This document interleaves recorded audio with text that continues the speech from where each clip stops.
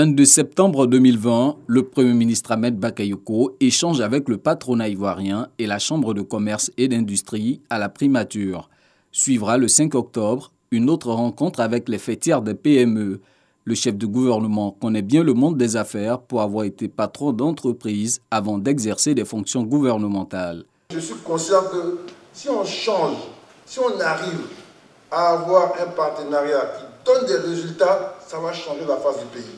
Si Ahmed Bakayoko mise tant sur le partenariat renforcé, c'est parce qu'il a pleinement conscience du rôle de moteur de la croissance qu'incarne le secteur privé, avec une part de 60% de l'investissement national et plus de 80% des emplois créés. Et pour matérialiser ce partenariat renforcé, il actionne le cadre de concertation État-secteur privé à l'effet d'étudier l'ensemble des préoccupations.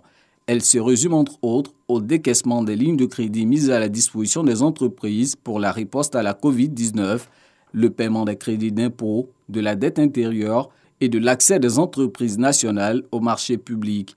Dans ce dialogue bipartite, les hommes d'affaires sont tout de suite impressionnés par l'effet de la méthode AMBAC. Quand vous dites ce que vous voulez, il attend de vous des solutions.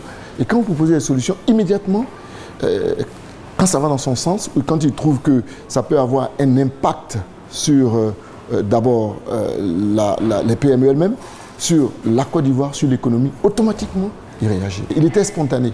Le Premier ministre nous avait présenté une approche pragmatique et une volonté d'apporter des réponses concrètes aux préoccupations du secteur privé.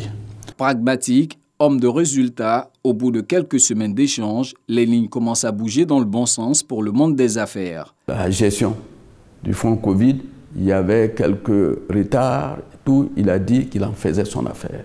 Il a donné un coup de fouet, justement, au règlement de ces fonds vis-à-vis des PME, secteur privé, et on est passé très rapidement de 5 milliards en un temps record à 10 milliards. Et ensuite, vers la fin, on était à plus de 25 milliards.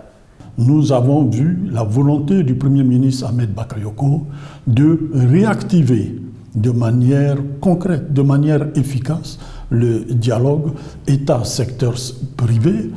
C'est grâce à ces rencontres que nous avons pu sortir de la situation de blocage du remboursement de crédits de TVA que les entreprises connaissaient depuis un certain temps. Soucieux de l'amélioration du climat des affaires, Ahmed Bakayoko conduit en parallèle la politique économique du pays.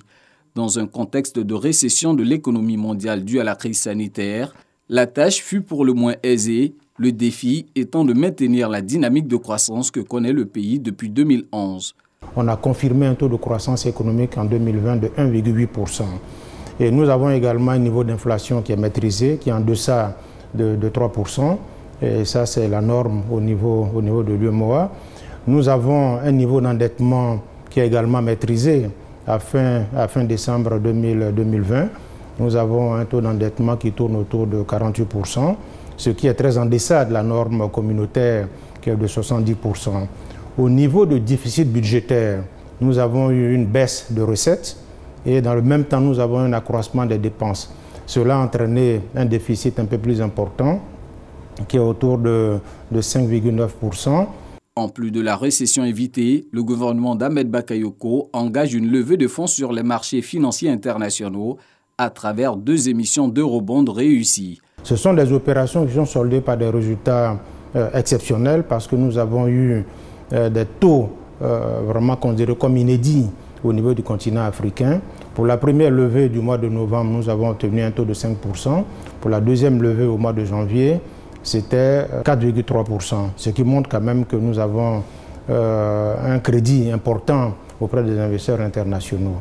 Après l'élection présidentielle et les législatives, le chef du gouvernement prévoyait de se focaliser sur les questions économiques, notamment l'essor du secteur privé national.